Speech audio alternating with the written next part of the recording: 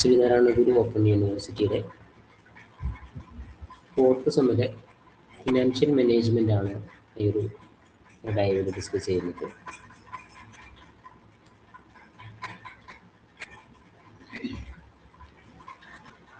Financial management block 1 introduction to finance ആണ്. ഫിനാൻസിനെ സംബന്ധിച്ചിട്ടൊരു introduction ആണ്.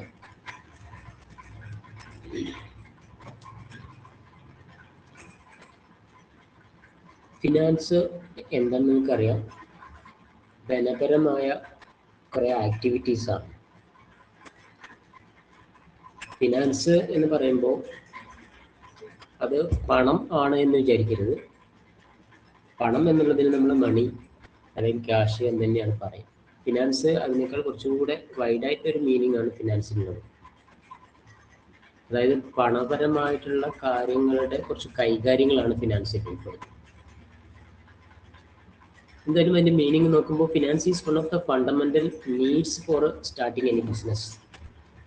ഒരു ബിസിനസ് സ്റ്റാർട്ട് ചെയ്യുമ്പോൾ ഫിനാൻസിന് ഒരു വലിയ റോളുണ്ട്. നിങ്ങൾ ഓൾറെഡി പഠിച്ചിട്ടുണ്ട്, ഒരു ബിസിനസ് സ്റ്റാർട്ട് ചെയ്യാൻ 4 പ്രധാന വിഭവങ്ങളാണ് ആവശ്യമുള്ളത്. 4 റിസോഴ്സ്. അതിനെ 4M എന്ന് പറഞ്ഞ് നമ്മൾ പഠിച്ചിട്ടുണ്ട്. 4M എന്ന് പറഞ്ഞാൽ മാൻ, മണി, മെഷീനറി, മെറ്റീരിയൽ ആണ്.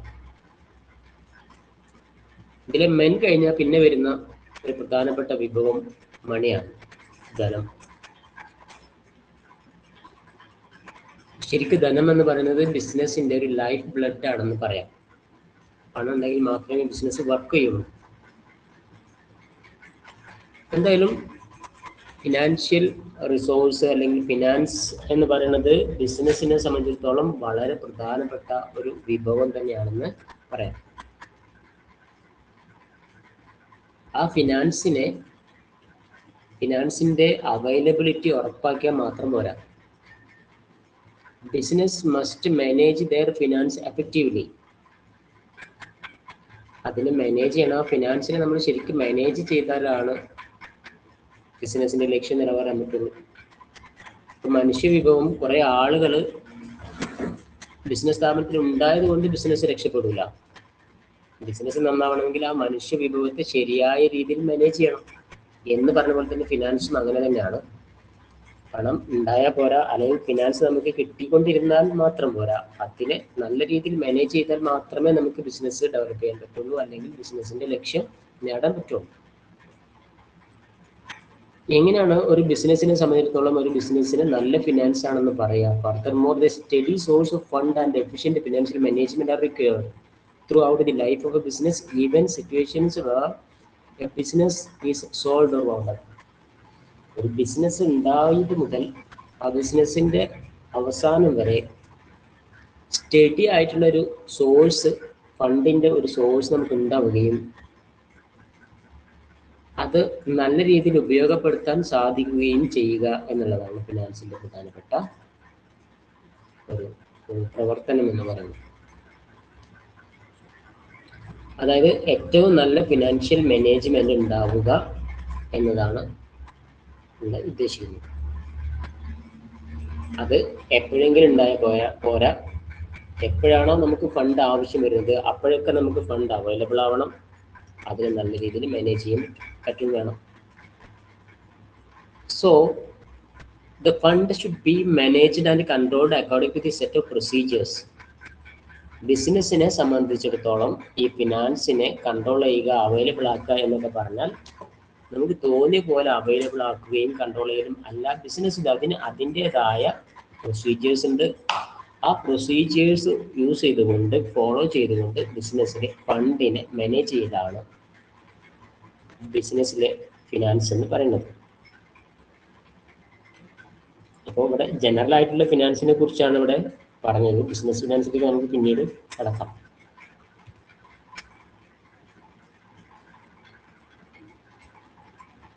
ബിസിനസ് ഫിനാൻസ് എന്ന് പറഞ്ഞാൽ എന്താണ്? അപ്പൊ നമ്മൾ നേരത്തെ പറഞ്ഞ ആ കൺട്രോളിങ്ങും ഒരു സിസ്റ്റമാറ്റിക് ആയിട്ടുള്ള പ്രൊസീജിയറൊക്കെ ഈ ഫോളോ ചെയ്തിട്ടുള്ള ഫിനാൻസിന്റെ പരിപാടിയെ ബിസിനസ്സിലേക്ക് കണക്ട് ചെയ്യുമ്പോൾ അത് ബിസിനസ് ഫിനാൻസ് എന്ന് പറയാം.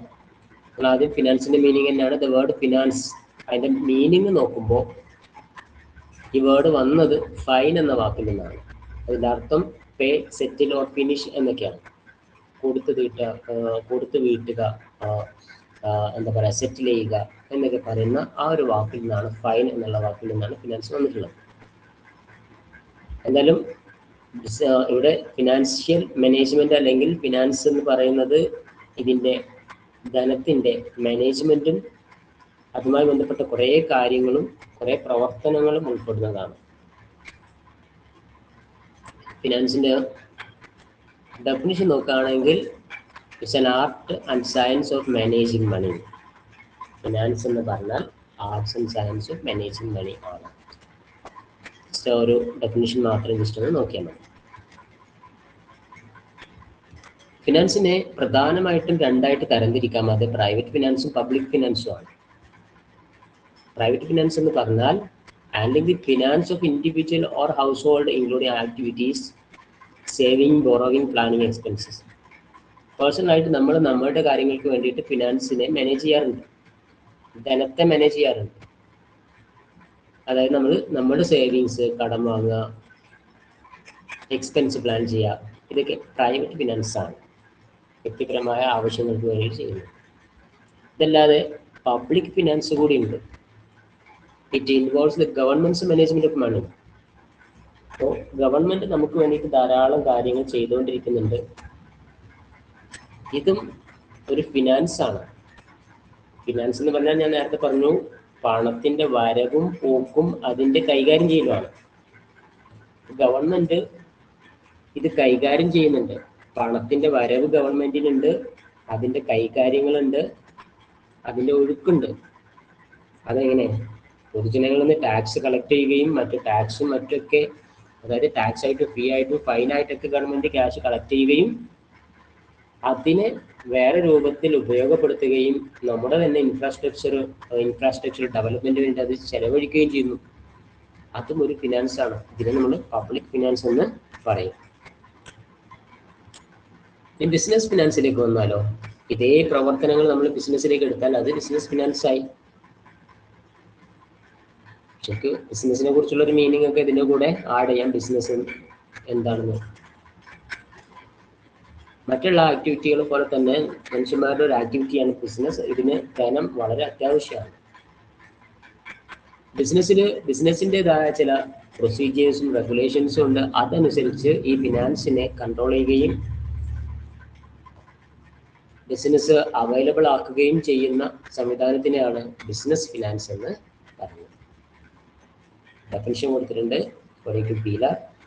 Business finance is the business activity which is concerned with the acquisition and conversion of capital fund in meeting financial needs.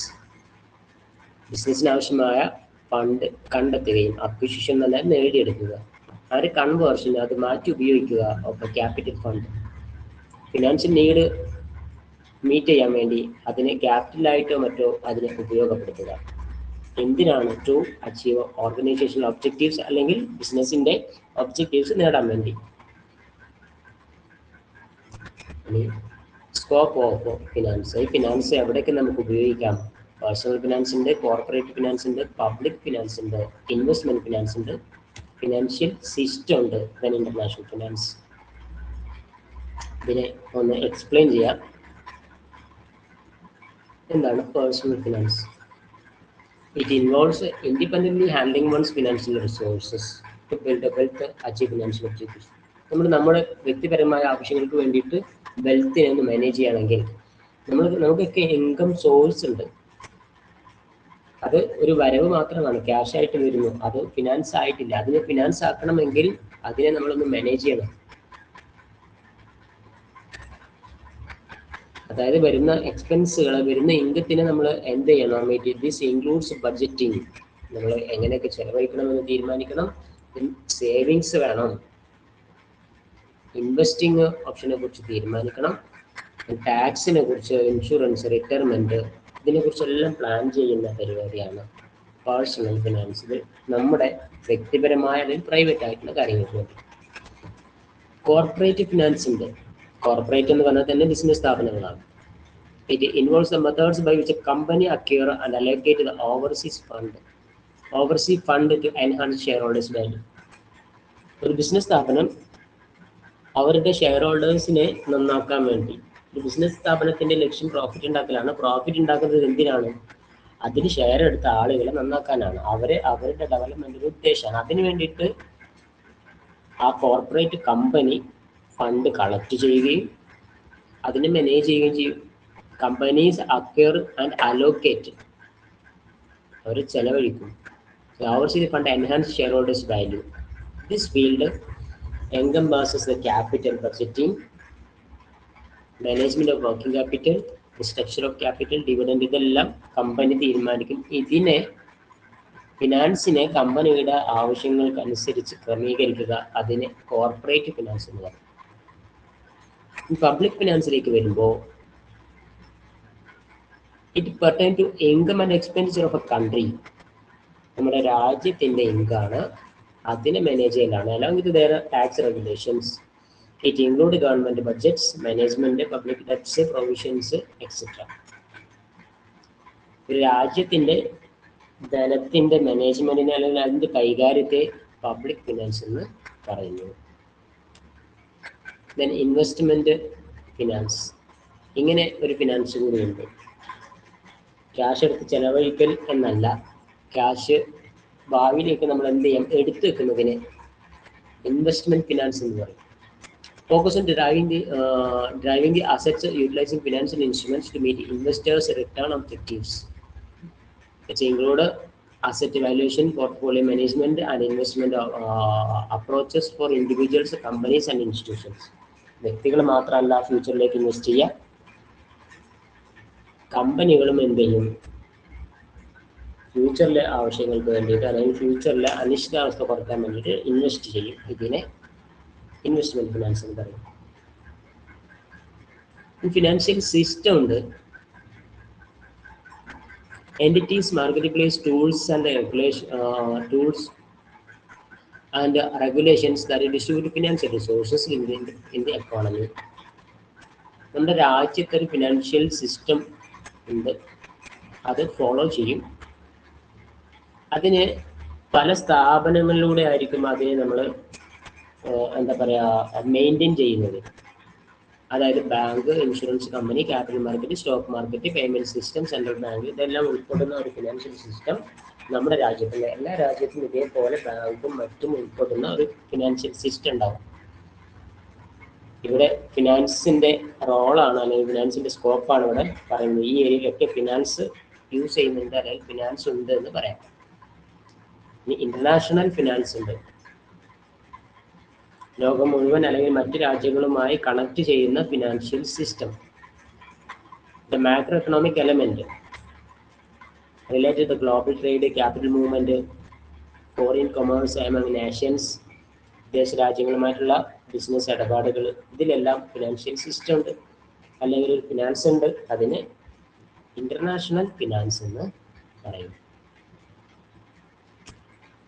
അപ്പോൾ നമുക്കിവിടെ പ്രധാനമായിട്ടും ഡിസ്കസ് ചെയ്യാനുള്ളത് ഫിനാൻസ് ബിസിനസ് സ്ഥാപനത്തിൽ ആവശ്യമാണ്. ആ ബിസിനസ് സ്ഥാപനത്തിൽ ഫിനാൻസ് കൈകാര്യം ചെയ്യുന്ന ആള് ഫിനാൻസ് മാനേജറാണ്. ആ ഫിനാൻസ് മാനേജർക്ക് ധാരാളം കാര്യങ്ങൾ ചെയ്യാനുണ്ട്. അതായത് the role of a financial manager. അതൊന്ന് ഇൻവെസ്റ്റ്മെന്റ് ഡിസിഷൻ ആണ്, അതായത് ക്യാപിറ്റൽ ബഡ്ജറ്റിംഗ് ആണ്.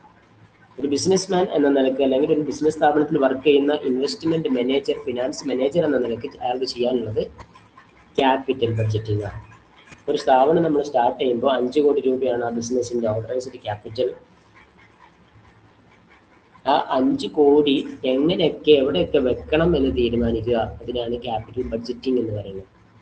എന്തിനൊക്കെ നമുക്ക് ആ 5 കോടിയും ഫർണിച്ചർ വാങ്ങാനോ അല്ലെങ്കിൽ 5 കോടി വർക്കിംഗ് ക്യാപിറ്റൽ ആയിട്ട് വെക്കാൻ പാടില്ല. അതിനെ ഒന്ന് ഡിവൈഡ് ചെയ്ത് പോർട്ട്ഫോളിയോ ഒക്കെ ഉണ്ടാക്കി പ്രത്യേക രൂപത്തിൽ ക്രമീകരിച്ച് വെക്കണം.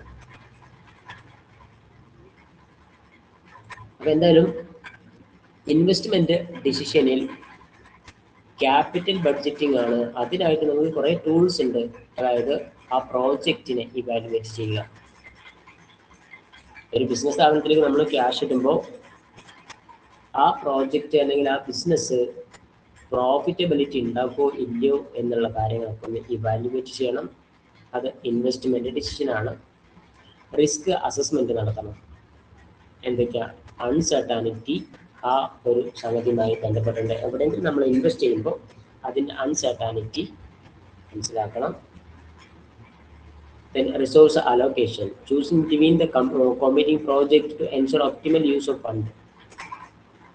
ഫിനാൻസ് ആയാലും മറ്റ് വിഭവങ്ങളായാലും ഒരു കമ്പനിയിൽ നമ്മൾ ഉപയോഗപ്പെടുത്തുമ്പോൾ അതിൻ്റെ അലോക്കേഷൻ വളരെയധികം ശ്രദ്ധിക്കേണ്ടതുണ്ട്. ഒപ്റ്റിമൽ യൂസ് ഓഫ് റിസോഴ്സസ് എന്ന് പറയുന്ന പോലെ തന്നെ ഫണ്ടിൻ്റെയും ഒപ്റ്റിമൽ യൂസ്, മാക്സിമം ഫണ്ട് നല്ല രീതിയിൽ ഉപയോഗിക്കാൻ ശ്രദ്ധിക്കുക. അത് ഇൻവെസ്റ്റ്മെന്റ് ഡിസിഷനാണ്. ഫിനാൻസിങ് ഡിസിഷൻ ഉണ്ട്. അത് ക്യാപിറ്റൽ സ്ട്രക്ചർ എന്ന് പറയും. ക്യാപിറ്റൽ നമ്മൾ പല രീതിയിൽ തരംതിരിക്കാം. ഡെപ്റ്റ് versus equity, cost of capital അത് ഏറ്റവും കുറഞ്ഞ രീതിയിൽ വേണം നമുക്ക് കൊണ്ടുവരാൻ. ഇപ്പോൾ ഡെപ്റ്റ് വേഴ്സ് ഇക്വിറ്റി എന്ന് പറയുന്നത് നമ്മൾ ഒരു കമ്പനി സ്റ്റാർട്ട് ചെയ്യുമ്പോൾ കടം വാങ്ങണോ, ഇക്വിറ്റി ആയിട്ട് വാങ്ങണോ, ഷെയർ ആയിട്ട് വാങ്ങണോ എന്ന് തീരുമാനിക്കണം. അതെന്തിനാണ്? അത് കോസ്റ്റ് തിരിച്ചറിയാൻ വേണ്ടിയിട്ടാണ്. കടം വാങ്ങിയാലാണോ നന്നാവുക അതോ ഷെയർ ആയിട്ട് വാങ്ങിയാലാണോ നന്നാവുക? അതോരോ കമ്പനിയെ ബേസ് ചെയ്തിരിക്കും, പ്രവർത്തനത്തെ ബേസ് ചെയ്തിരിക്കും. ആ കമ്പനിയുടെ അപ്പോഴത്തെ അവസ്ഥ അനുസരിച്ചായിരിക്കും ഉണ്ടാവുക. കോസ്റ്റ് ഓഫ് ക്യാപിറ്റൽ നേടിയെടുക്കുന്നതിന്, ഫണ്ട് ഉണ്ടാക്കുന്നതിന് ചിലവാണ് അവർ ഉദ്ദേശിക്കുന്നത്. ദെൻ മാർക്കറ്റ് ടൈമിംഗ്, ഏറ്റവും അനുയോജ്യമായ സമയത്ത് ആവശ്യമായ രീതിയിൽ ആവശ്യമായ അളവിൽ നമുക്ക് എന്ത് കിട്ടണം? ഫണ്ട് കിട്ടണം. അതോടൊപ്പം അതിന് ഫിനാൻഷ്യൽ ഡിസിഷൻ എന്ന് പറയും. ഡിവിഡൻഡ് ഡിസിഷൻ ഉണ്ട്. ഡിവിഡൻഡ് ഡിസിഷൻ നമ്മൾ ഷെയർ എടുത്ത ആളുകൾക്ക് തിരിച്ചു കൊടുക്കുന്ന റിവാർഡാണ്. പ്രോഫിറ്റിന്റെ ഒരു ഭാഗം നമ്മൾ തിരിച്ചു കൊടുക്കുന്നതിനെയാണ് ഡിവിഡൻഡ് ഡിസിഷൻ എന്ന് പറയാം. അതുമായി ബന്ധപ്പെട്ട് നമ്മൾ തീരുമാനങ്ങൾ എടുക്കേണ്ടതുണ്ട്. നമ്മൾ തുടങ്ങിയ കമ്പനി പ്രോഫിറ്റ് ഉണ്ടാകുമ്പോൾ കംപ്ലീറ്റ് പ്രോഫിറ്റ് എടുത്ത് പുറത്തുള്ള ഷെയർ ഹോൾഡേഴ്സിന് കൊടുക്കാം. ഒന്നുകിൽ കൊടുക്കാം അല്ലെങ്കിൽ കൊടുക്കാതിരിക്കാം. അത് കൊടുക്കുന്നതിനൊരു റൂളൊക്കെ ഉണ്ട്. അതിനൊരു ഫിനാൻസ് ഡിസിഷൻ ഉണ്ട്. അതായത് റീടെൻഷൻ വേണമെങ്കിൽ നടത്താം. കിട്ടിയ പ്രോഫിറ്റ് 10 ലക്ഷം രൂപ പ്രോഫിറ്റ് കിട്ടിയ 10 ലക്ഷവും പുറത്തേക്ക് കൊടുക്കാതെ അതൊന്ന് ഒരു 3 ലക്ഷം എടുത്തു വെച്ചിട്ട് ബാക്കി 7 ലാഖ് എന്ത് ചെയ്യാം? പുറത്താണെങ്കിൽ കൊടുക്കാം. 3 ലക്ഷം എന്തിനു ഉപയോഗിക്കാം? റീടെൻഷൻ, റീറ്റൈൻഡ് ഏർണിങ്സ് ആയിട്ട് ആ കമ്പനിയുടെ ഡെവലപ്മെന്റിന് വേണ്ടിയിട്ട് ഉപയോഗിക്കാം. അതല്ലാതെ ഷെയർ ഹോൾഡേഴ്സിന് എത്ര ഡിവിഡൻഡ് വീതിക്കണം എന്നുള്ളത് തീരുമാനിക്കാം. Then maintaining a consistent dividend policy to keep investor confidence high. എപ്പോഴും അങ്ങനെ പുറത്തുള്ള ആളുകൾക്ക് അല്ലെങ്കിൽ ഡിവിഡൻഡ് ഷെയർ ഹോൾഡേഴ്സിന് ഡിവിഡൻഡ് കൊടുക്കാതിരിക്കരുത്. ഒരു ഇൻസ്റ്റന്റ് പോളിസി ഉണ്ടാവണം. സ്ഥിരമായിട്ട് കൊടുക്കാൻ പറ്റുന്ന രൂപത്തിലായിരിക്കണം. ഈ കാര്യങ്ങളാണ് ഒന്നാമത്തെ യൂണിറ്റിൽ നമുക്ക് ഡിസ്കസ് ചെയ്യാനുള്ളത്. വളരെ ചെറിയൊരു യൂണിറ്റ് ആണ്. അപ്പോൾ നോട്ട്സ് കൂടി ഇതിൻ്റെ കൂടെ നന്നായിട്ട് വായിച്ചു നോക്കുക. Thank you. Good day.